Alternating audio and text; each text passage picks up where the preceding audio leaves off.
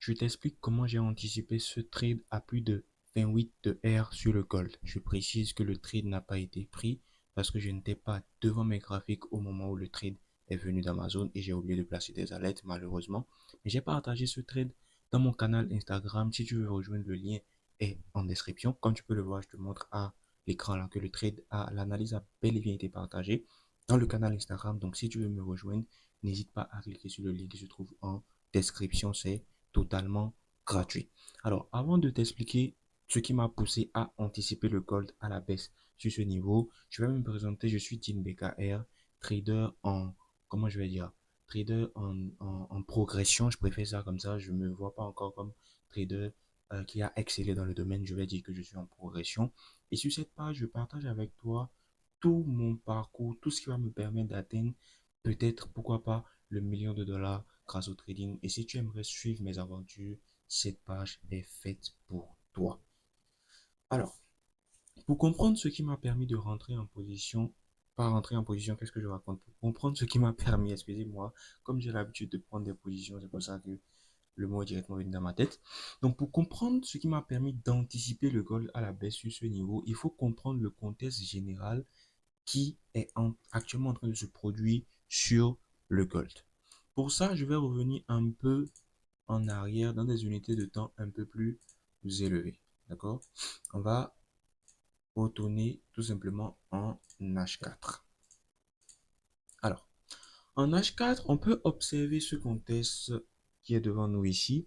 On a une structure qui est tout simplement baissière et qui probablement est en train de changer de tendance. On peut remarquer qu'on a eu sommet, creux, creux, sommet, creux, sommet ici. Donc pour le moment, on a eu la cassure de ce niveau qui peut être considéré comme une prise de liquidité et le marché va continuer à la baisse et qui peut être aussi considéré comme un short et le marché va continuer à la hausse. Raison pour laquelle j'ai tracé la supply zone dans le cas où le marché va continuer à la baisse et la demand zone ici qui a fait réagir le prix à la hausse.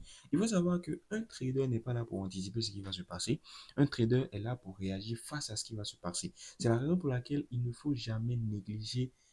Il faut rien négliger en fait dans ce domaine-là. C'est très important. Donc on continue.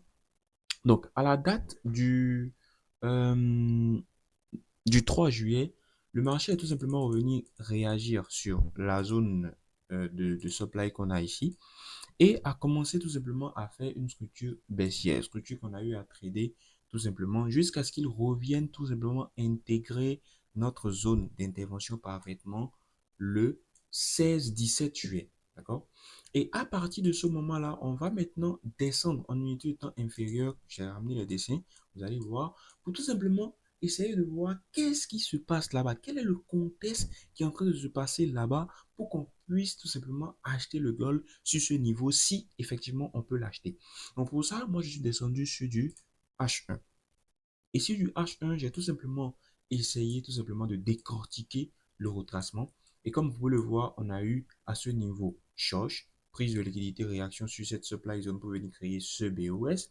Ensuite, le marché a laissé cette supply zone, excusez-moi, intéressante, qui devait être mitigée par le prix avec ce retracement, ce qui n'a pas été le cas et qui n'a pas pris tout simplement la liquidité qui se trouvait être ici. Et le marché est reparti. Ensuite, on peut observer que le marché revient prendre cette liquidité qui est là, réagit tout simplement sur la zone d'imbalance qui se trouve ici, d'accord, et vient nous créer ce BOS qui est là. À ce moment-là, le marché vient tout simplement intervenir sur notre zone de demand H4 une première fois et a créé ce mouvement aussi qui a été pris par certains traders et par moi-même, d'accord. Et ensuite, le marché a décidé qu'il n'est pas encore prêt pour partir. Le marché a décidé qu'il doit revenir réintégrer parfaitement la demand zone, d'accord. Il faut savoir que si ici, tous ceux qui ont pris les trades en swing, on s'est tous fait BE, d'accord, parce qu'on ne s'attendait pas à ça. On ne pouvait pas anticiper ça. Donc le marché fait ce qu'il veut de temps en temps. Des fois, il nous respecte, des fois, il ne nous respecte pas.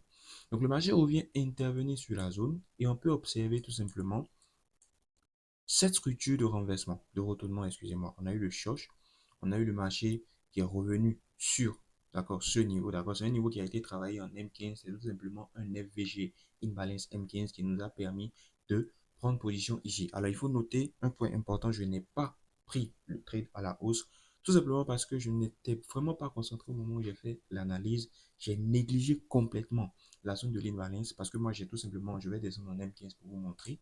Moi, j'ai tout simplement considéré une zone en dessous. D'accord? Pour moi, c'était la zone par excellence. C'est tout simplement la zone qui est là. Alors que lorsqu'on revient en M30, d'accord, où tout est même beaucoup plus clair, on a la zone de diamètre que moi j'ai considéré qui est tout simplement à ce niveau. Je vais vous le tracer là.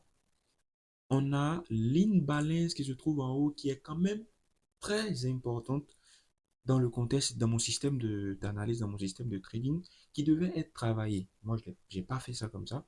Et malheureusement, le marché est parti sans moi. Ça m'apprendra prochainement pour que je sois mieux concentré sur mes analyses. Donc, le marché décide de partir sur la FVG, il crée tout simplement une bonne structure. Donc, on a eu ce creux qui est là, qui a pris la liquidité ici. Donc, c'est un creux protégé.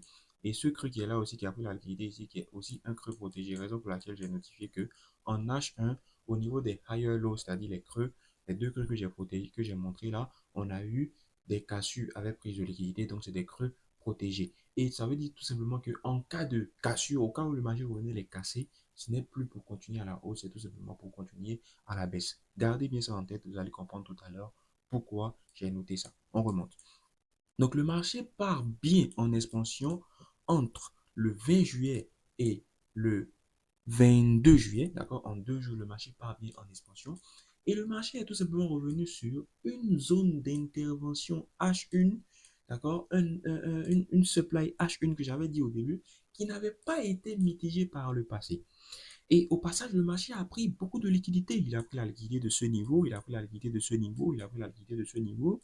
Donc, cette zone de supply est une zone à fort potentiel de retournement. Donc, c'est une zone qu'il faut beaucoup observer. Ça ne veut pas dire que forcément le marché va réagir sur elle pour descendre, d'accord? Mais c'est quand même une zone qu'il faut beaucoup observer, surtout si on prend le contexte H4. Je vais retourner en H4. Si on prend le contexte H4 tout à l'heure où on a dit que cette cassure de Schoch peut être considérée comme une prise de liquidité. Je parle de cette cassure de Schoch qui se trouve ici. Il faut que je la montre pour ceux qui ne la voient pas. Je vais un peu agrandir le truc. Donc, cette cassure de Schoch peut être considérée comme une prise de liquidité. Et dans ce sens-là, le marché va tout simplement continuer à la baisse.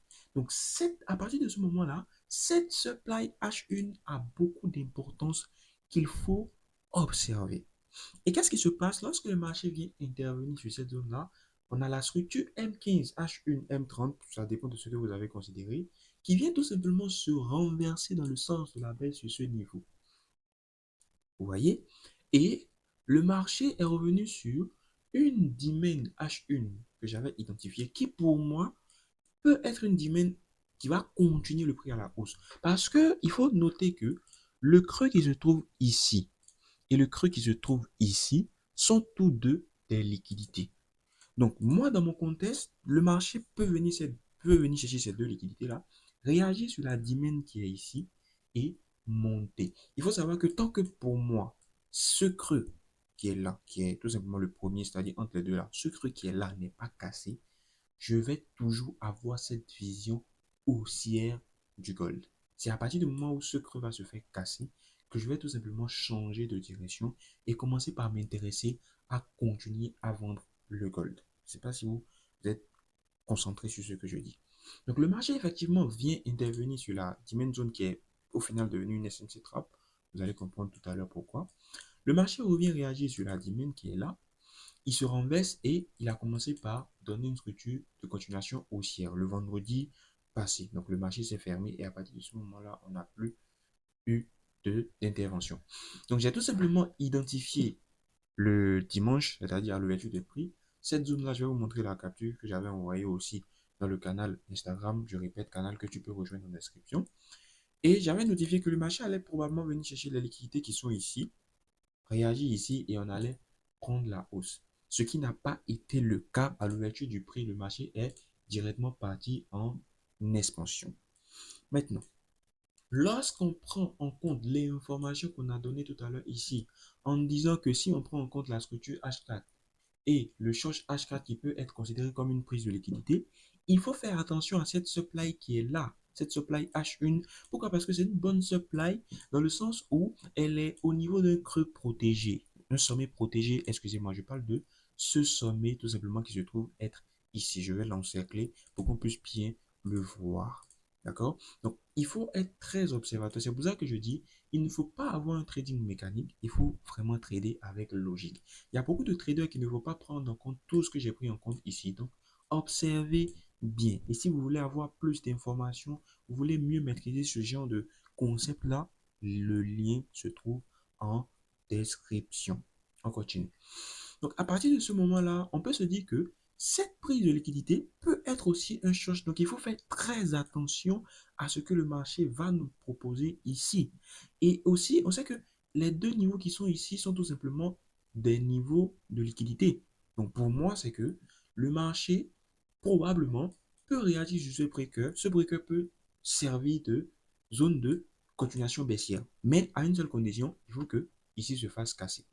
Et avant ça, moi, j'ai identifié à ce niveau-là, d'accord, j'ai pris d'ailleurs le trade et je me suis fait stop loss. J'ai identifié cette zone de market shift ou encore appelé breaker block. Qu'est-ce qui m'a fait stop loss là? J'ai vraiment fait une mauvaise entrée, d'accord. J'ai pas bien, je me suis pas bien concentré sur la confirmation d'entrée et j'ai perdu, si je me rappelle bien, 20 dollars sur ce niveau-là. Et j'ai pris en compte la prise de liquidité qui est ici. D'accord, on a eu une prise de liquidité qui est ici, qui se trouvait être ici. Et c'est ça qui m'a poussé à prendre le trade. Mais malheureusement, j'ai pas eu une bonne confirmation. Je me suis vraiment pas concentré sur ça. Et je me suis fait stop loss pour rien. Ensuite, j'ai tout simplement identifié la deuxième zone qui se trouve être ici, où j'attendais là une confirmation encore pour rentrer. Parce que on a eu prise de liquidité en haut. Même si ces deux zones sont des liquidités, le fait qu'il y a eu déjà même deux prises de liquidité, parce que ici aussi on a eu une prise de liquidité, on a eu un inducement. Donc, ça fait que on peut prendre des positions sur ce niveau sans toutefois attendre que le niveau se fasse liquider, mais à condition qu'on ait une confirmation d'entrée parfaite. Et ce qui n'a pas été le cas, on n'a pas eu de confirmation d'entrée. Et là, moi, je me suis plus intéressé à ce que le marché nous propose une continuation haussière. Donc, le marché, par la suite, vient casser ce niveau. D'accord? Et je m'attends à tout simplement que soit il réagit sur les deux niveaux d'intervention que j'avais déterminés au préalable, c'est-à-dire ici, d'accord, qui était pour moi des domaines intéressants en fonction de la liquidité qui se trouve être ici. Donc, on a eu domaine ici et domaine ici, d'accord. Soit le marché réagit parfaitement sur ces deux niveaux, soit il les casse. Donc, le marché vient réagir une première fois sur le niveau, d'accord, et il nous donne un semblant de confirmation. Il y a beaucoup qui vont dire, mais là, on a eu une confirmation d'entrée. Non, non, les gars. Ça, c'est une prise de liquidité. Il faut arriver à faire la différence entre un short et une prise de liquidité. Ça, c'est tout simplement une prise de liquidité. Et le marché a réagi sur ce niveau et il est venu faire un BOS. Donc, ça veut dire que cette dimension zone n'a pas servi. Donc, elle a été annulée. Ensuite, on a eu la deuxième dimension où on attendait aussi, mais on n'a pas eu de confirmation. Il s'est fait casser aussi. Donc, à partir de ce moment-là, déjà, moi, je me suis dit, OK, là, qu'est-ce qu'on va faire? On va viser cette deuxième dimension qui est là, c'est une dimension H1, qui n'avait elle aussi pas été mitigée. Donc, il faut que le marché revienne sur cette deuxième dimension qui est là, parce que elle aussi, elle peut faire réagir le prix. Donc, à partir de ce moment-là, je suis resté en M15 et j'ai observé quoi? D'accord? Aux environs de 15 heures, d'accord, dans la journée du 28 juillet, j'ai tout simplement observé ça. Donc, le marché a réagi sur un bon niveau, il a pris de la liquidité ici et il a laissé ce niveau de liquidité. Donc, je me suis dit, il y a quelque chose à faire. Si le marché ne touche pas, d'accord, la zone de 10 avant de venir casser ce niveau, ça veut dire que non, on n'a pas eu de short, on a plutôt eu une prise de liquidité et la supply qui se trouve ici, qui est une supply intéressante parce qu'elle a pris de la liquidité, peut servir tout simplement de zone de réaction pour revenir casser ici et maintenant bien toucher la dimension qu'on a ici. Et j'ai tout simplement partagé ça dans le canal Telegram. Je répète, je dis Telegram, Instagram, excusez-moi, canal que tu peux rejoindre. Le lien se trouve en description. D'accord? Et qu'est-ce qui s'est passé? On s'est tout simplement positionné comme ça. Je ne me suis pas positionné. Il y a quelques-uns de mes étudiants qui se sont positionnés. Je vais montrer les captures là. Moi, j'étais vraiment pas présent. Mais si j'étais présent, c'est comme ça que j'allais me positionner grâce à la structure H1 où on allait chercher la confirmation dans ce cas précis. Et je vous montre d'ailleurs la confirmation que le marché a donnée. On a eu la cassure de ce niveau de short qui est un short confirmé. Ensuite, le marché a laissé cette liquidité, d'accord, Ensuite, il a laissé une deuxième liquidité. Et j'ai répété tout à l'heure que le marché n'est pas obligé de venir prendre les deux liquidités. Il faut aussi comprendre ça. D'accord? Tout ça, j'explique ça.